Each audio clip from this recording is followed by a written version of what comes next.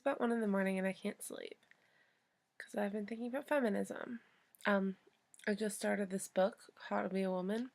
Every time I read something super feminist, I realize I'm not as much of a feminist as I should be and try and reevaluate the way I perceive the world. So I'm going to admit to some bad habits.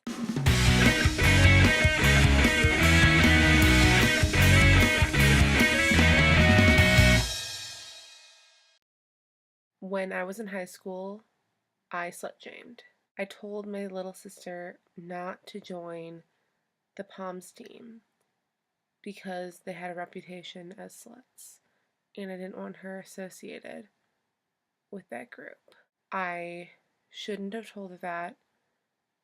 I shouldn't have labeled them. I shouldn't have subscribed to that stereotype.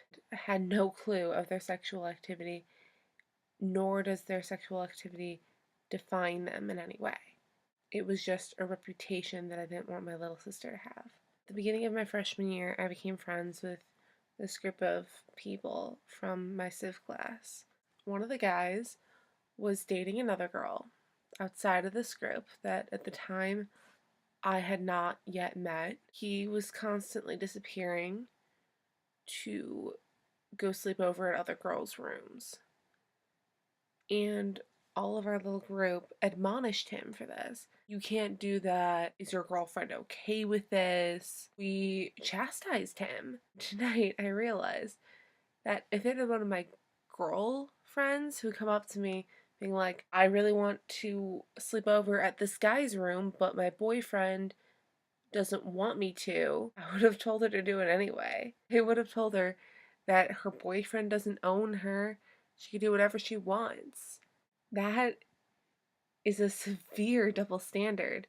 Maybe this friend of mine was just of a more liberated mindset than I. I live in a world where I'm constantly told that female body hair is bad and gross and unnatural.